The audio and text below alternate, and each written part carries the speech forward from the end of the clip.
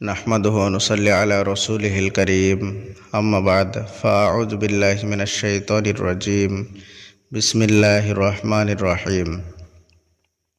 প্রিয় ভিউয়ার্স, আজকে আমি আপনাদের সঙ্গে আলোচনা করব দুটো পাপ করলে তাহাজ্জুদ নামাজেও দোয়া কবুল হবে না এ বিষয়ে।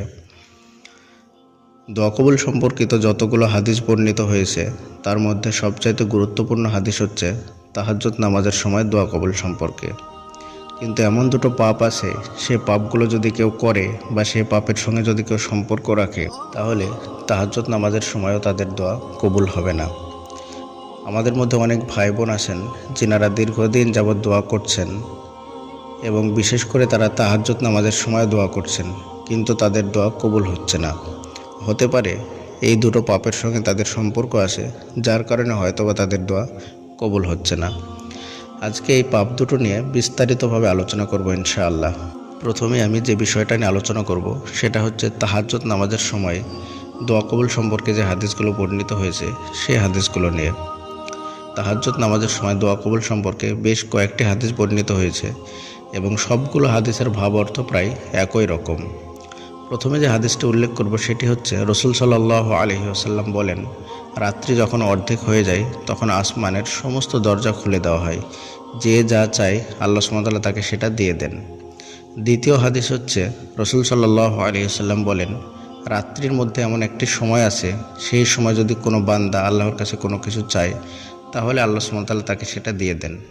3 নম্বর যে হাদিস সেটি হচ্ছে রাসূল সাল্লাল্লাহু আলাইহি ওয়াসাল্লাম বলেন, কোনো ব্যক্তি যদি রাত্রিবেলায় ওযু অবস্থায় ঘুমায় এবং জিকির করতে করতে ঘুমায় এবং হঠাৎ করে যদি রাত্রের কোনো একটি সময় তার ঘুম ভেঙে যায় আর সেই সময় সে যদি একটি নির্দিষ্ট দোয়া আছে, এই দোয়াটি পড়ে আল্লাহর কাছে কিছু চায় তাহলে আল্লাহ সুবহানাহু ওয়া তাআলা তাকে সেটা দিয়ে দেন।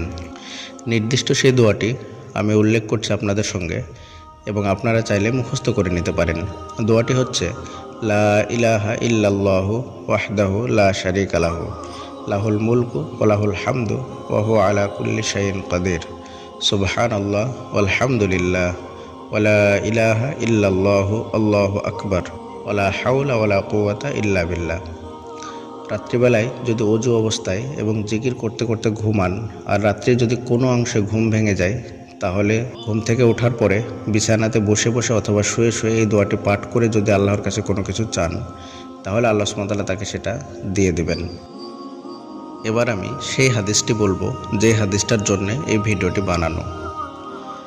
রাসূল সাল্লাল্লাহু আলাইহি ওয়াসাল্লাম বলেন, রাত্রির শেষ তৃতীয়াংশ বাকি থাকতে আল্লাহ সুবহানাহু ওয়া তাআলা দুনিয়াবি আসমানে নেমে আসেন এবং নামার পরে তিনি বান্দাদেরকে ডেকে ডেকে বলতে থাকেন, কে এমন আছো আমার কাছে চাইবে আমি তাকে সেটা দেব, কে এমন আছো আমার কাছে ক্ষমা চাইবে আমি তাকে ক্ষমা করব, কেউ এমন আছো কি যে আমার কাছে দোয়া করবে আমি তার দোয়াকে কবুল করব, কেউ এমন আছো কি যে অভাবগ্রস্ত ঋণগ্রস্ত রোজির সংকটে ভুগছ আমার কাছে চাইবে আমি তাকে সেটা দিয়ে দেব। কিন্তু রাসূল সাল্লাল্লাহু আলাইহি ওয়াসাল্লাম বলেন, এই সময় দুই ধরনের ব্যক্তির দোয়া আল্লাহ সুবহানাহু ওয়া তাআলা কবুল করেন না। একজন ব্যক্তি হচ্ছে যার জেনার সঙ্গে সম্পর্ক থাকে এবং দ্বিতীয়জন হচ্ছে যেই ব্যক্তি মানুষের কাছে অবৈধভাবে ট্যাক্স আদায় করে। সুবহানাল্লাহ। যেখানে তাহাজ্জুদ নামাজের সময় দোয়া কবুল সম্পর্কে একাধিক হাদিস বর্ণিত হয়েছে এবং সবগুলো হাদিসের ভাব অর্থ প্রায় একই রকম, অর্থাৎ মধ্যরাত্রির পর থেকে নিয়ে ফজরের আজান পর্যন্ত এই সময়টা অত্যন্ত গুরুত্বপূর্ণ সময়। কত যে মানুষের জীবন পরিবর্তন হয়েছে, কত মানুষের চাওয়া পাওয়াকে আল্লাহ সুবহানাহু ওয়া তাআলা পূর্ণ করেছেন, কত মানুষের দুঃখ কষ্টকে আল্লাহ সুবহানাহু ওয়া তাআলা সারা জীবনের জন্য দূর করে দিয়েছেন। কিন্তু দুই শ্রেণীর মানুষের দোয়া আল্লাহ সুবহানাহু ওয়া তাআলা কবুল করবেন না, যদিও আল্লাহ সুবহানাহু ওয়া তাআলা নিজেই সেই সময় দুনিয়াবি আসমানে নেমে আসেন এবং দোয়া করার জন্য বান্দাদেরকে ডাকেন যে তোমরা এসো এবং আমার কাছে চাও আমি তোমাদেরকে দেব। কিন্তু দুই ধরনের মানুষের দোয়া তারপরেও কবুল হবে না। আর সেই দুই ধরনের মানুষ হচ্ছে কারা? যাদের জেনার সঙ্গে সম্পর্ক থাকে এবং যারা অবৈধভাবে মানুষের কাছ থেকে চাঁদাবাজি করে, ট্যাক্স আদায় করে, টাকা আদায় করে, মানুষকে ধোঁকা দেয়, এক কথায় মানুষের সম্পদ খেয়ে আত্মসাৎ করে, লুটপাট করে। এবং এই আত্মসাৎ ও লুটপাট সম্পর্কিত যতগুলো গুনাহ আছে সব গুনাহগুলোই কিন্তু এর অন্তর্ভুক্ত হবে এবং জেনা সম্পর্কিত যতগুলো গুনাহ আছে সব গুনাহগুলোই কিন্তু এর অন্তর্ভুক্ত হবে। যেমন ধরুন প্রেম, অবৈধ সম্পর্ক, কোনো গায়ের মাহরাম মেয়ের সঙ্গে কথা বলা, এই সমস্ত গুণাগুলো কিন্তু এর অন্তর্ভুক্ত হয়ে যাবে।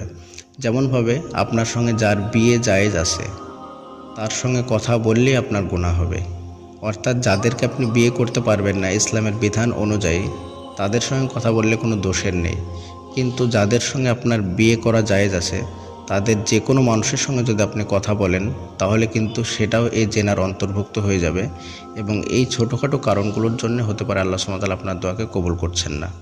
এবং সবচাইতে দুঃখের বিষয় হচ্ছে বর্তমান সময়ে আমরা মূলত দোয়া করে থাকি এই পাপের কারণেই দোয়া করি। হয়তোবা কোনো একজনকে আমরা পছন্দ করি, পছন্দ করাটা দোষের নয়, কিন্তু তার সঙ্গে দীর্ঘদিন একটা হারাম রিলেশন থাকার পরে যখন সে ছেড়ে চলে যায় তখন আমরা আল্লাহর দিকে ফিরে আসি এবং তাকেই পাওয়ার জন্য দোয়া করি। বিষয়টা কি এমন হয়ে যাচ্ছে না যে ঘুরিয়ে পেঁচিয়ে আমরা জেনা করার জন্য আল্লাহর কাছে দোয়া করছি? অনেকেই তো এমন বলেন যে না, আমি জেনা করার জন্য না, বরং আমি সেই মানুষটাকে আমার লাইফ পার্টনার হিসাবে পাওয়ার জন্য দোয়া করছি। কিন্তু আপনি যে একটা সময় দীর্ঘদিন যাবৎ তার সঙ্গে একটা জেনার সম্পর্ক রেখেছিলেন, তার সঙ্গে শুধু মুখের কথা বা তার সঙ্গে চোখের দেখা দেখি এটা করেননি, বরং এর চাইতে বাড়িয়ে সবচাইতে নোংরামিটা আপনি করেছেন। তারপরেও আপনি যখন দোয়া করছেন তখন আপনি ধৈর্য হারা হয়ে যাচ্ছেন এবং ভাবতে থাকছেন যে আমার দোয়া কেন কবুল হচ্ছে না। তাদের জন্য আমি বলবো এই হাদিসটা আপনি স্পষ্টভাবে আজকে শুনে নিন। আল্লাহ সুবহানাহু ওয়া তাআলা বলছেন যাদের জেনার সঙ্গে সম্পর্ক থাকে তাদের প্রতি এত বেশি তিনি রাগান্বিত হয়ে থাকেন, তাদের রিজিকের সংকট দিয়ে দেন, তাদের প্রতি পৃথিবীর সকল মানুষের অন্তরে নাফরাত দিয়ে দেন, তাদের দিকে আল্লাহ সুবহানাহু ওয়া তাআলা সুনজরে ঘুরেও তাকান না। কারণ আমি এর আগে একটা ভিডিওতে আলোচনা করেছিলাম যে জেনা হচ্ছে পৃথিবীর মধ্যে সবচেয়ে নিকৃষ্টতম নোংরা পাপ, যার কারণে আল্লাহ সুবহানাহু ওয়া তাআলা সবসময় রাগান্বিত হয়ে থাকেন।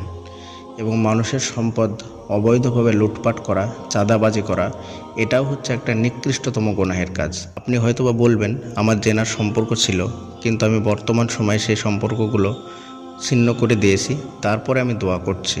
বিশ্বাস করেন আপনি সম্পর্কটা ছিন্ন করেননি, কোনো কারণবশত হয়তোবা হয়ে গিয়েছে এবং সেই সম্পর্কটাকে পুনরায় আপনি জোড়া লাগানোর জন্য আল্লাহর কাছে দোয়া করছেন।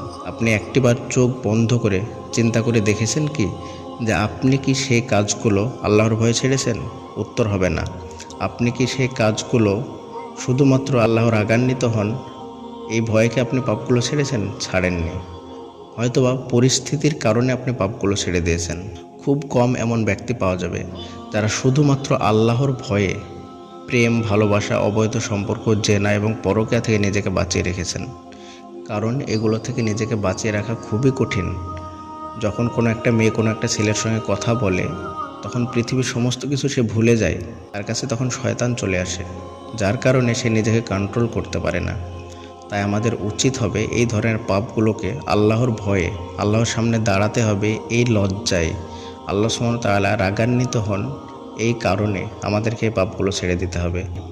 এবং তারপরে আপনি সেই ব্যক্তিকে জীবনসঙ্গিনী বা জীবনসঙ্গী হিসাবে পাওয়ার জন্য যে দোয়া করবেন সেটাও কিন্তু আল্লাহর প্রতি ন্যস্ত করে দিতে হবে। কারণ দীর্ঘ একটা সময় ধরে আপনি আল্লাহ সুবহানাহু ওয়া তাআলাকে অসন্তুষ্ট রেখেছিলেন, আল্লাহকে আপনি কষ্ট দিয়েছেন। কারণ পৃথিবীতে আর এমন কোনো পাপ নেই যেটা জেনার সমতুল্য। শিরক আছে সবচাইতে বড় গুনাহ, যুদ্ধের ময়দান থেকে পলায়ন করা সবচাইতে বড় গুনাহ, তারপরেও কিন্তু এটা নোংরা নয়। এই পাপগুলো একটা মানুষ করতেই পারে কারণ তার স্বাধীনতা আছে, কিন্তু পৃথিবীর মনুষ্য সভ্যতাকে টিকিয়ে রাখার জন্যে যে বিষয়টা গুরুত্বপূর্ণ সেটা হচ্ছে বিয়ে, জেনা নয়, অবৈধ সম্পর্ক নয়। যার কারণে আল্লাহ সুবহানাহু ওয়া তাআলা সবচাইতে বেশি রাগান্বিত হন। একটা মানুষ পাপ করবে এটা স্বাভাবিক, কিন্তু জেনা করবে এটা স্বাভাবিক নয়। কারণ সেক্স করার জন্য আল্লাহ সুবহানাহু ওয়া তাআলা একটা বৈধ পন্থা দিয়েছেন, একটা রাস্তা দিয়েছেন তিনি। সেই রাস্তায় গিয়ে মানুষ নিজের মতো সেক্স করতে পারবে, কিন্তু সেই রাস্তা বাদ দিয়ে যখন অবৈধ বিয়ে বহির্ভূতভাবে সম্পর্ক করে তখন আল্লাহ সুবহানাহু ওয়া তাআলা রেগে যান। তাই আমরা যারা দোয়া করছি বা আমরা চাই যে আমাদের দোয়া কবুল হোক, তাদের উচিত হবে একদম খালেস নিয়াতে তওবা করে বাকি যে দোয়াগুলো আমরা করব সেই দোয়াগুলোর দায়ভার আল্লাহ সুবহানাহু ওয়া তাআলার প্রতি ন্যস্ত করে দিতে হবে।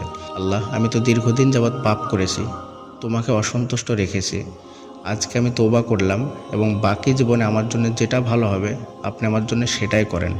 এমনটা নয় যে আমি পাপ করেছি আবার আল্লাহ সুবহানাহু ওয়া তাআলাকে দোষারোপ করবো। 1-1.5 মাস দোয়া করলাম, দোয়া করার পরে আমার দোয়া কবুল হলো না, আর তখন আমি আল্লাহকে দোষারোপ করতে শুরু করে দিলাম যে আমার দোয়া কেন কবুল হচ্ছে না, কারণ তিনি তো বলেছেন যে যা চাইবে তাকে সেটা দেব। কিন্তু শর্ত হচ্ছে যে আপনাকে পাপ থেকে বিরত থাকতে হবে। বান্দার হক কখনোই মারা চলবে না, কোনো বান্দাকে কষ্ট দেওয়া চলবে না, কোনো বান্দার টাকা পয়সা মেরে খাওয়া চলবে না, বরং আপনি যতটা পারবেন সাহায্য করবেন। এবং যারা অলরেডি প্রেমের সঙ্গে সম্পর্ক ছিল এবং বর্তমান সময়ে ছিন্ন করে দিয়েছেন, তাদের জন্য আমি দুটো টিপস দিব। এই দুটো জিনিস যদি আপনারা মেনে চলেন তাহলে আশা করা যায় ইনশাআল্লাহ আল্লাহ সুবহানাহু ওয়া তাআলা আপনাকে ক্ষমা করে দেবেন এবং আপনার দোয়া কবুল করবেন। একটা হাদিসের মধ্যে এসেছে যে দান করলে আল্লাহ সুবহানাহু ওয়া তাআলা সবচেয়ে বেশি খুশি হন। তাই আমাদের উচিত হবে প্রতিদিন 2-1 টাকা করে মানুষদেরকে দান করা। তাহলে কী হবে যে আল্লাহ সুবহানাহু ওয়া তাআলা আপনার প্রতি যে রাগান্বিত হয়ে আছেন বা ছিলেন, এই দানের কারণে তিনার রাগ আস্তে আস্তে কমে যাবে। দ্বিতীয় নাম্বার হচ্ছে আপনাকে খুব বেশি বেশি ইস্তেগফার করতে হবে। এবং 3 নাম্বার হচ্ছে যে আপনি তাহাজ্জুদ নামাজের সময় উঠে হাত তুলে আল্লাহর দরবারে কান্নাকাটি করে ক্ষমা চেয়ে তারপরে দোয়া করুন। আশা করা যায় ইনশাআল্লাহ আমাদের প্রত্যেকের দোয়া আল্লাহ সুবহানাহু ওয়া তাআলা কবুল করে নেবেন। আসসালামু আলাইকুম ওয়া রাহমাতুল্লাহি ওয়া বারাকাতুহু।